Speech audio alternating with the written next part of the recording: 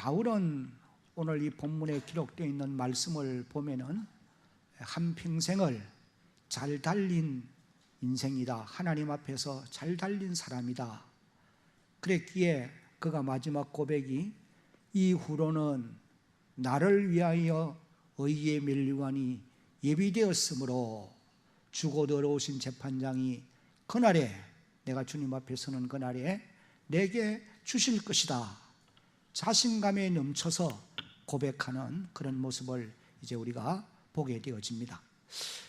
디모데 후서는 그 사도 바울이 믿음의 아들인 디모데에게 마지막으로 이제 보내는 편지의 내용이라고 볼 수가 있는데, 오늘 이제 우리가 읽은 이 본문은 편지 가운데서도 그 마지막 부분에 속하는 유언과 같은 말씀이다, 그렇게 보실 수가 있습니다.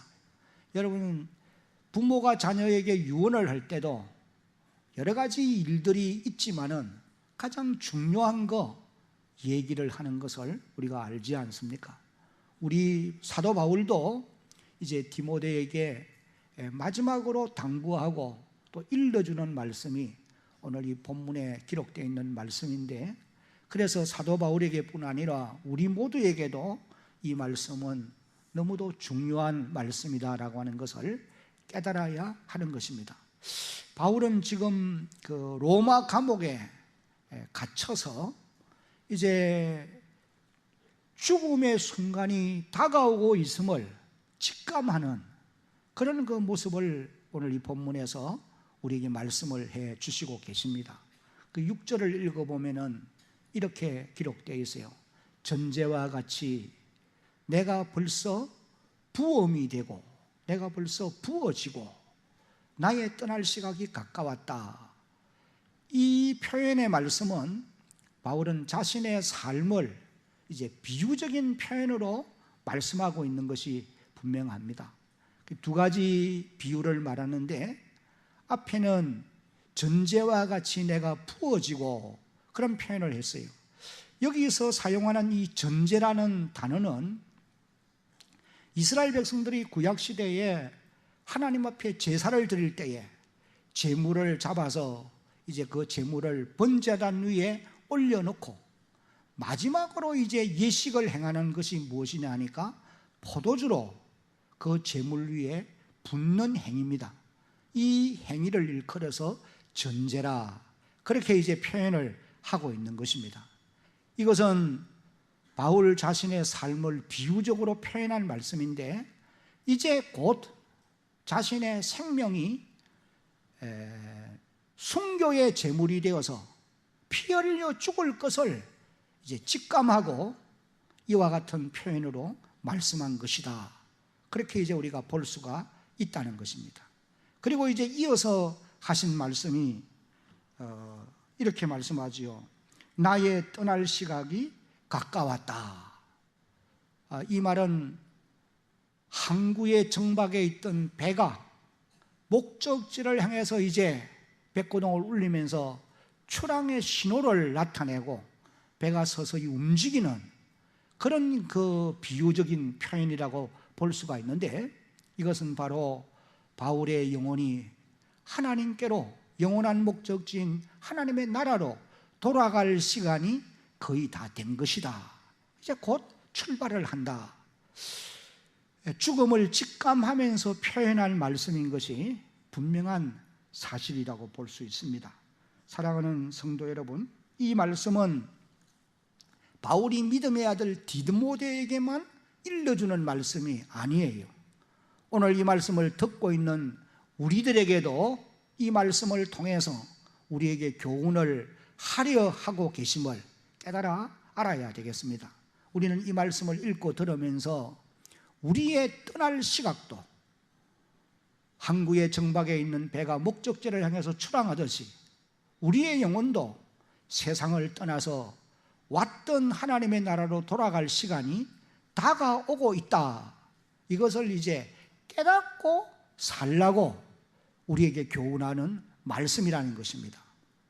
이것이 이제 하나님이 우리에게 주시는, 이 말씀을 통해서 주시는 메시지라고 우리가 생각을 하면 될 것입니다. 여러분 한번 보세요. 세월이 얼마나 빨리 지나가는 것을 느끼게 됩니까?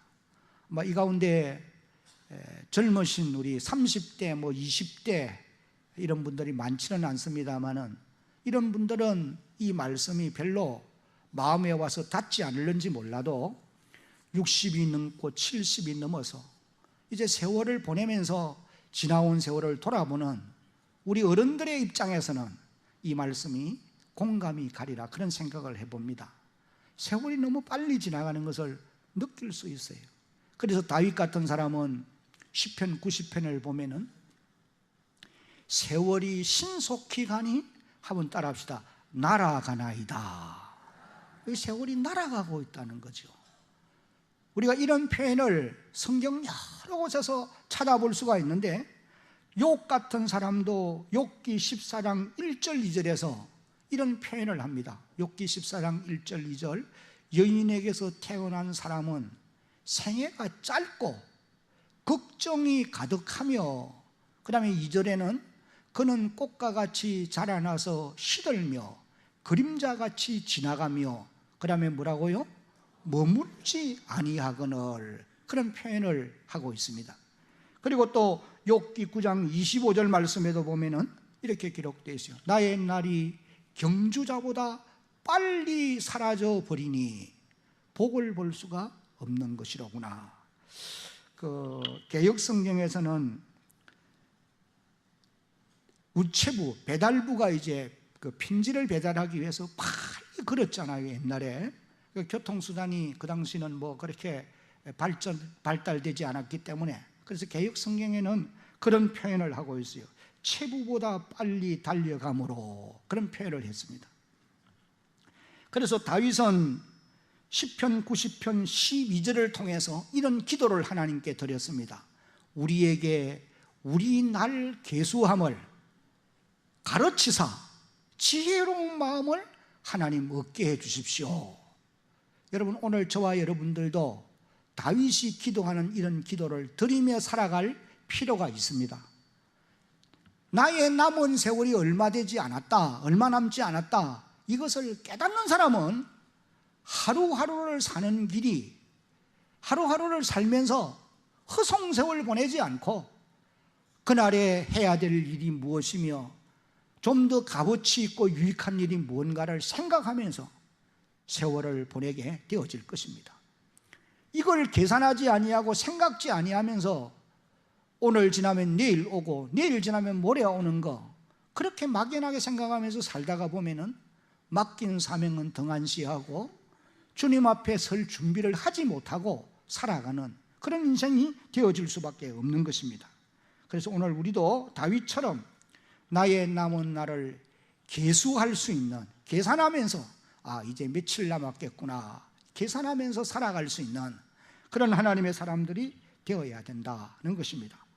D.L. 무디라고 하는 사람이 이런 말을 했습니다. 같이 한번 읽어보겠습니다. 하나님이 우리에게 최후의 날을 알려주지 않는 것은 바로 오늘이 마지막 날인 줄로 알고 최선을 다해 살게 하기 위함이라. 그러니까 오늘이 바로 나의 마지막 최후의 날이다, 그런 생각을 가지고 한 날을 살도록 하기 위해서 하나님이 우리에게 최후의 날을 알려주지 않은 것이다, 그런 이제 표현을 한 것을 우리가 보게 되어집니다. 저는 장례를 치를 때마다 그런 생각을 해봐요. 이분이 분명히 예수를 믿었기 때문에 하나님의 나라에 분명히 들어간 것은 사실인데 주님 앞에 섰을 때에 어떤 상을 받게 되었을까? 과연 상을 받았을까? 그런 이제 의문표를 제기하는 경우들이 없잖아 있습니다. 물론 소리내서 말한 건 아니고 나 혼자 스스로 그런 질문을 해본다는 거죠.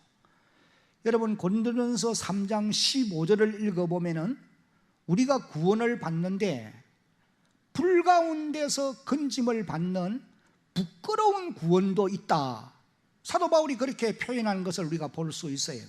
근데 우리가 하나님 앞에 서기는 서는데 부끄러운 얼굴로 서게 되는 경우가 있다는 거예요.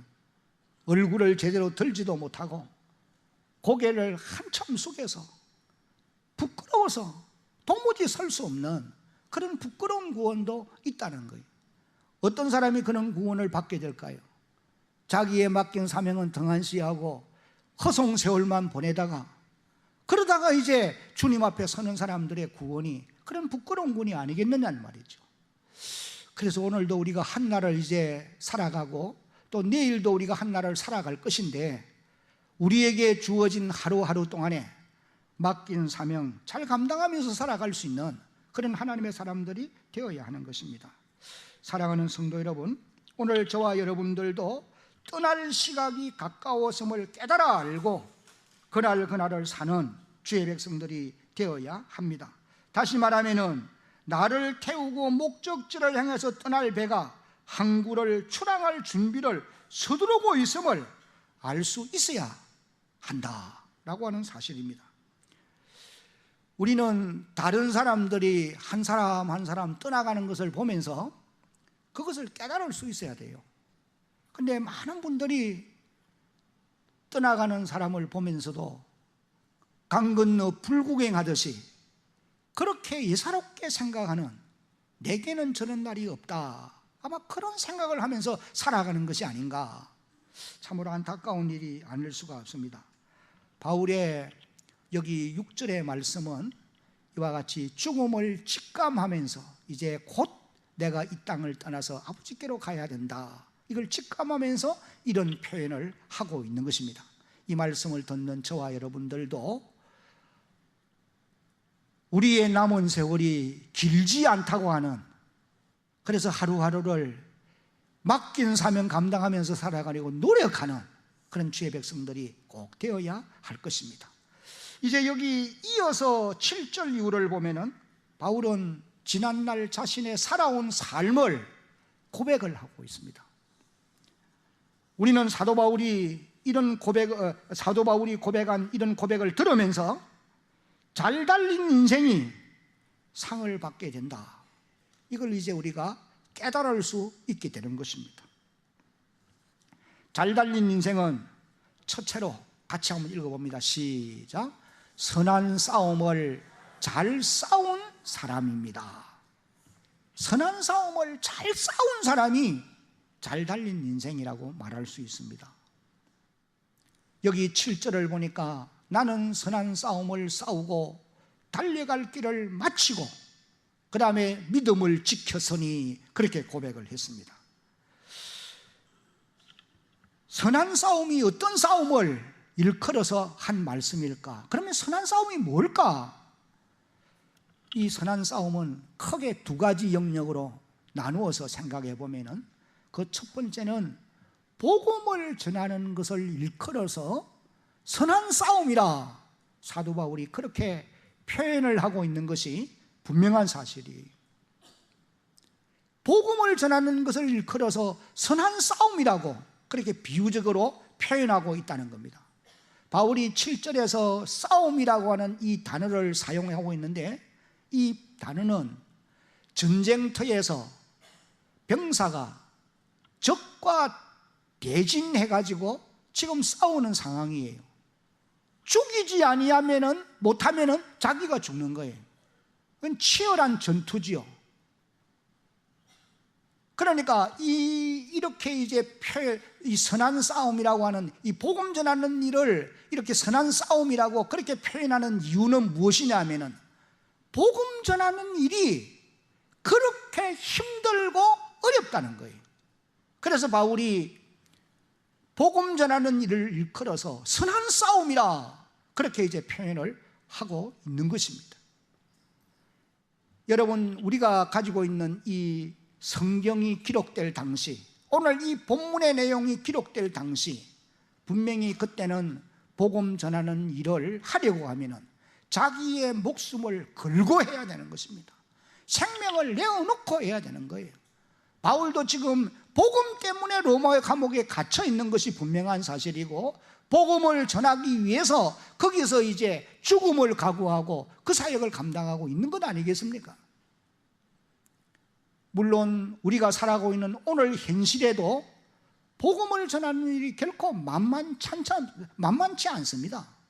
지금 우리 한국 같은 사회는 복음이 들어와서 100년은 세월이 지나면서 이 기독교의 문화가 뿌리를 이제 점점 내려가고 있는 이런 상황이기 때문에 생명의 위협을 받을 정도는 어려움이 없다 하더라도 지금도 이슬람권이나 힌두교권이나 공산주의 지하에서는 복음 전하는 일은 생명을 걸지 않으면 할 수 없는 일이에요. 그래서 사도 바울이 복음 전하는 일을 일컬어서 선한 싸움이라 그렇게 이제 말씀을 하고 있는 것을 우리가 깨닫게 되는 것입니다. 바울은 복음을 위해서 그의 삶이 얼마나 힘들고 고달픈 삶을 살았는가를 고린도후서를 읽어보면 11장 23절 이후에서 27절까지 그가 복음을 인하여 고난받은 내용을 이렇게 고백을 하고 있습니다. 이제 23절입니다. 그들이 그리스도의 일꾼이냐 정신없는 말을 하거니와 나도 더욱 그러하도다. 내가 수고를 넘치도록 하고 옥에 갇히기도 더 많이 하고 매도 수없이 맞고 여러 번 죽을 뻔하였으니 이제 24절 같이 한번 읽어봅니다. 시작. 유대인들에게 40에 하나 감한매를 5번 맞았으며 25절 3번 태장으로 맞고 1번 돌로 맞고 3번 파선하고 일주야를 깊은 바다에서 지냈으며 여러 번 여행하면서 강의 위험과 강도의 위험과 동족의 위험과 이방인의 위험과 시내의 위험과 광야의 위험과 바다의 위험과 거짓 형제 중에 위협을 당하고 또 수고하며 애쓰고 여러 번 자지 못하고 주님의 목마르고 여러 번 굶고 춥고 헐벗었노라. 바울이 복음을 전할 때에 고난받은 내용들을 표현한 말씀인데 복음 전하는 일은 목숨을 걸고 싸우는 것과 같다라고 그렇게 말씀하고 있는 것이 분명합니다. 복음 전하는 일이 그 정도로 힘들고 어려웠기 때문에 선한 싸움이라고 말씀을 하셨어요. 그러나 하나님 앞에 상 받을 사람들은 복음 전하는 일이 아무리 힘들고 어렵다 하더라도 하나님이 주신 사명이기 때문에 감당해 가야 된다. 이것을 우리에게 일깨워 주고 있는 것입니다.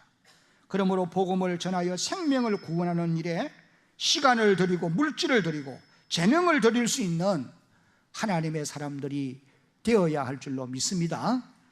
여러분 1년이 지나가고 2년이 지나가고 한평생 예수를 믿으면서도 이 복음 전하는 일에 나의 시간과 재능과 소유와 여러분의 물질이 여러분의 시간이 여러분이 가진 하나님의 주신 은사들이 사용되어지지 않는다고 한다면 하나님 앞에 우리가 서기가 부끄럽지 않을 수 없어요. 설 때에 부끄러움을 당하지 않을 수 없습니다.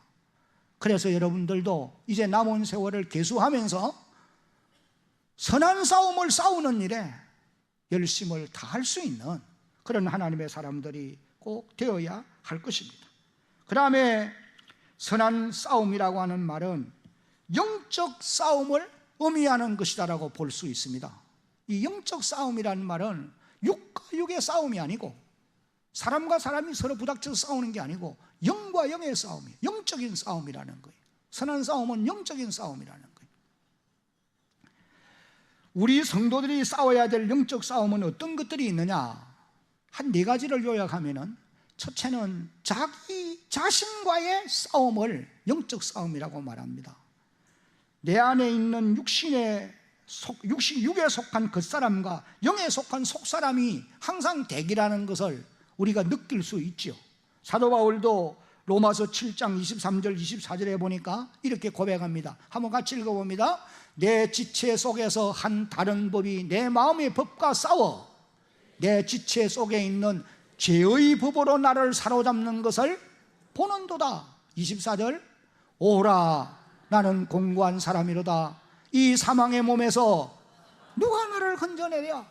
내 안에 육신의 소욕이 있고 내 안에 성령의 소욕이 있다는 것. 내 안에 있는 하나님의 말씀을 따라 살고자 하는 의로운 법이 내게 있고 나를 제 가운데로 이끌고 가려고 하는 죄업이 내게 있다는 거예요. 이 둘이 서로 갈등하고 있다는 겁니다. 그런데 내가 때때로가 아니라 자주자주 죄의 법 아래 끌려서 제 가운데로 나아가는 자신을 바라보면서 바울이 고백합니다. 오호라 나는 공고한 사람이로다. 이 사망의 몸에서 누가 나를 건져내 주겠느냐 탄식하는 모습이, 오늘 우리도 우리 자신과의 싸움에서 승리하며 살아갈 수 있는 사람들이 되어야 되죠. 그런데 나의 힘만 가지고는 자신과의 싸움에서 승리하는 일이 쉽지 않습니다. 성령의 도우심이 필요한 줄로 깨달으시기를 바랍니다. 그래서 성령의 도움을 구하고 그분의 도움을 입을 때에 육신의 소욕을 제어하고 성령의 인도를 따라 사는 이런 은혜를 누릴 수가 있게 됩니다. 그 다음에 또 우리는 이단 사상과의 싸움도 싸워 이겨야 됩니다. 유다서 1장 3절 4절을 보면은 교회 안에 가만히 들어온 이단들이 믿음으로 구원을 얻게 된 이 놀라운 진리를 왜곡시켜서 해방하는 경우가 없지 않아 있기 때문에 이단 사상과 싸워 이겨야 된다, 우리에게 그렇게 말씀을 하고 있어요. 여러분, 오늘 우리가 살고 있는 이 현실에는 이단 사상이 너무 난무합니다.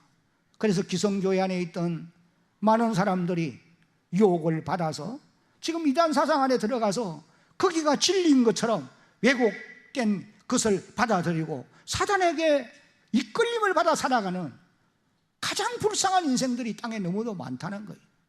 여러분, 오늘 여러분들에게도 이단 사상의 미혹이 시시각각으로 다가온다는 것을 깨달아 알고 물리치면서 승리하는 그런 삶을 꼭 살아야 하는 것입니다. 그 다음에는 또 영적 싸움은 죄와의 싸움이라 그렇게 볼 수 있습니다. 히브리서 12장 4절을 한번 읽어봅니다. 시작. 너희가 죄와 싸우되 아직 피 흘리기까지는 대항하지 아니하고, 그렇게 표현했어요. 피 흘리기까지 대항하지 아니한단 말은 죽을 각오를 하고 죄와 싸우지 않는다 그 말이죠. 조금 힘들 것 같으면 죄와 타협하고 만다는 거예요. 우리 성도들이 죄를 이기기 위해서는 죽을 각오를 가지고 죄와 싸우면 반드시 이기게 되어 있는 것입니다. 다니엘서를 읽어보면 다니엘과 그의 세 친구 하나냐, 미사엘, 아사랴, 이런 사람들이 느부갓네살이 세운 신상 앞에 이르러서 너희가 이 신상 앞에 절하라 명할 때에 왕이여 우리는 이 신상 앞에 절할 수 없나이다. 그러지 않으면 너희가 저 풀무불에 던져진다. 던져줘도 할 수 없습니다. 만약에 당신이 우리를 풀무불에 던지면은 하나님이 거기서 우리를 건져내 주실 것입니다. 하나님이 만약에 그렇게 아니하실지라도 우리는 절할 수 없습니다. 이건 죽음을 각오한 것이죠. 그래서 풀물을 7배로 뜨겁게 하고 던졌는데 던지는 사람들이 불타 죽었어요. 그러나 세 청년이 그 불꽃 속에서 다른 한 사람과 함께 네 사람이 왕래하는 것을 왕이 보지 않습니까? 명하기를 그들에게 불꽃 가운데 나오라고 할 때에 세 청년이 나왔는데 불꽃이 그를 태운 냄새도 나지 않고 하나님이 그 가운데서 그들을 지켜주신 놀라운 역사가 일어난 것입니다. 그래서 느부갓네살이 그들을 지방장관으로 명하여 세우는 이런 놀라운 역사적인 사건이 다니엘서에 기록되어 있어요. 여러분, 죄와 피 흘리기까지 싸울 각오를 가고 사는 사람들은 반드시 영적 전쟁에서 승리를 할 수가 있다는 거예요. 그 다음에 악한 영들과의 싸움이 영적 전쟁이라고 말할 수 있습니다. 에베소 6장 12절을 보면은 우리의 씨름은 혈과 육에 대한 것이 아니요 정사와 권세와 이 어둠의 세상 주관자들과 하늘에 있는 악의 영들에게 대함이라. 야고보 4장 7절은 마귀를 대적하라 그리하면 너희를 피할 것이다. 사단은 말씀과 기도로 무장된 사람들을 결단코 이길 수 없습니다. 그러나 끊임없이 유혹은 합니다. 그래도 우리가 사단을 대적하면 이기게 되어 있다는 거예요. 이런 영적 싸움에서 승리하기 위해서는 성령의 권능이 우리에게 필요하고 나아가서는 하나님의 전신갑주로 무장해야 할 것입니다.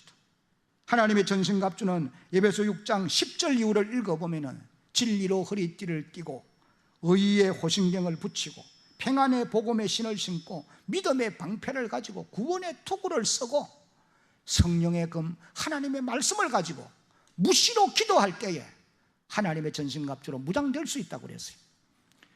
여러분, 이와 같이 우리가 선한 싸움을 잘 싸우는 사람이 되어야 잘 달린 인생이 되어질 수 있다는 것을 깨달아야 할 것입니다.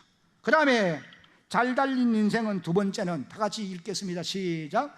믿음을 끝까지 잘 지킨 사람입니다. 7절 마지막 부분에 믿음을 지켰으니, 한번 따라합시다. 믿음을 지켰으니. 그 손양월 목사님의 일기 가운데 제가 언젠가 이 말씀을 읽어드린 적이 있는데, 제게 있는 모든 것을 다 빼앗아 가실지라도 믿음은 빼앗지 마소서.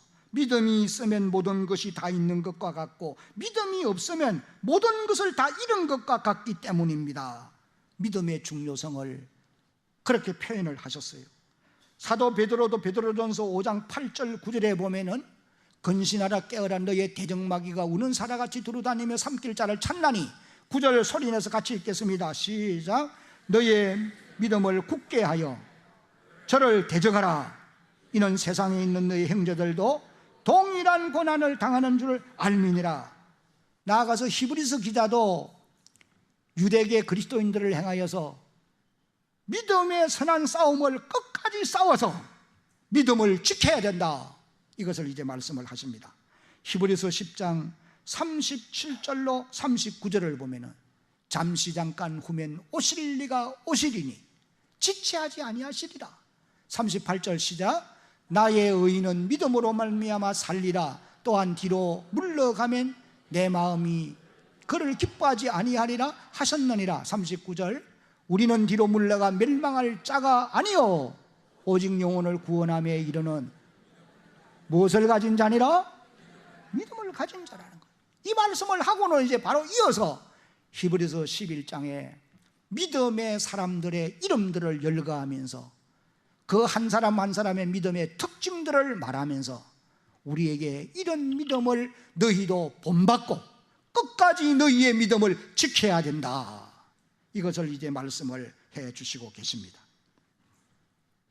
우리가 사는 이 세상에는 오늘도 저와 여러분이 가지고 있는 이 믿음을 빼앗아가기 위해서 대적하는 자들이 하나둘이 아닙니다.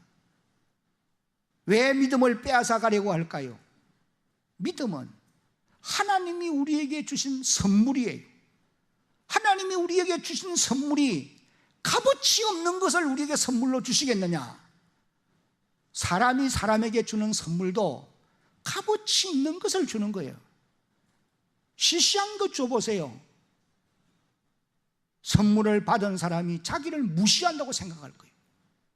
하나님이 저와 여러분들에게 선물을 주시는데 가장 보배를 선물로 주시는 줄로 여러분 믿어야 합니다. 그렇기 때문에 사도 베드로가 베드로후서 1장 1절에서 보니까 믿음은 하나님이 우리에게 주시는 보배라고 표현을 하고 있어요. 그래서 한번 따라합시다. 보배로운 믿음을. 보배로운 믿음이라는 거예요. 도적이 오면은 쓰레기통 뒤지고 가는 도적이 어디에 있겠습니까? 가장 숨겨둔 보물을 찾아서 그거 훔쳐가지 않겠나 봐. 오늘 저와 여러분에게 있는 가장 귀한 보배가 무엇이냐? 믿음이라는 거예요. 하나님의 영광의 나라에 들어갈 때 이 믿음으로 들어가게 되고, 그분 앞에 설 때에 상과 칭찬을 받는 것도 믿음 때문에 받게 되는 것 아니겠습니까? 그러니 믿음이 보배예요. 이 믿음 잘 지켜가는 저와 여러분들이 되어야 되는 것입니다. 우리가 어떻게 믿음을 지켜갈 것이냐? 사단이 우리를 여러 가지 방법으로 우리의 믿음을 빼앗아가기 위해서 시험하는데, 때로는 이성으로 우리를 넘어뜨려서 우리의 믿음을 송두리째 빼앗아가려고도 하고, 어떤 때는 물질로 우리를 시험해서 믿음을 빼앗으려고 합니다. 어떤 때는 명으로 우리의 믿음을 빼앗으려고 해요. 사단은 끊임없이 수단 방법을 가리지 않고 우리의 믿음을 빼앗으려 합니다. 우리가 어떻게 믿음을 지킬 것이냐? 두 가지를 꼭 기억을 해야 됩니다. 그 첫 번째는 다 같이 큰 소리를 읽겠습니다. 시작. 하나님의 말씀을 통해서 믿음을 지켜가야 돼요. 답을 보시기 바랍니다. 말씀과 믿음은 불가분의 관계입니다. 떨어질 수가 없어요. 믿음이 충만한 것은 말씀의 충만의 결과이고, 말씀이 충만하면 반드시 믿음이 충만하게 되어 있다는 거예요.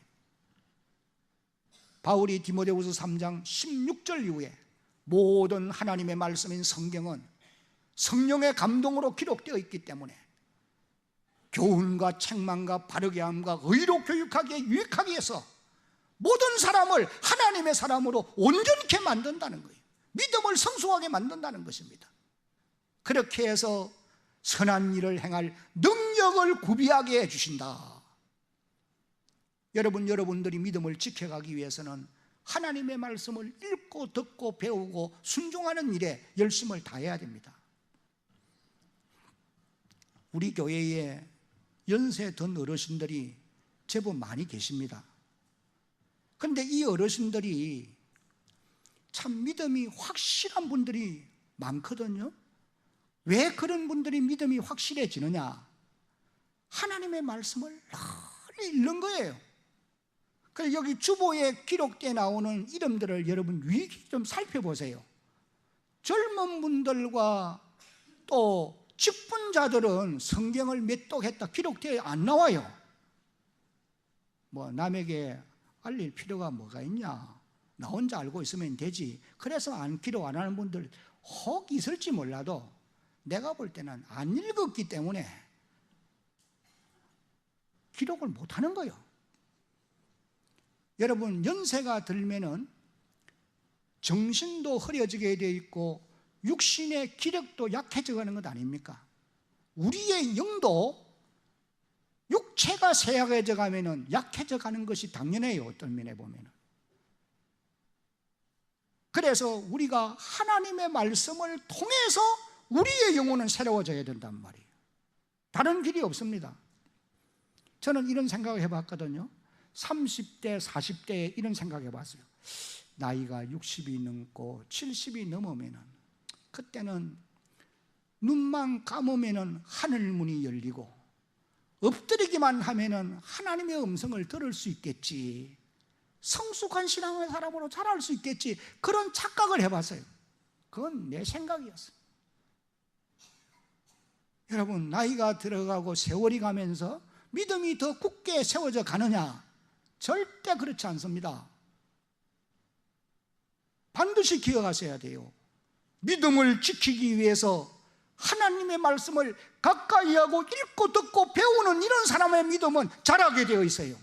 굳게 세워져 갑니다. 그러나 그렇지 않으면은 목사 타이틀 가지고 믿음 지킵니까? 그렇지 않아요. 직분자 여러분들, 그 여러분의 직분이 여러분의 믿음을 지켜주시리라 생각하십니까?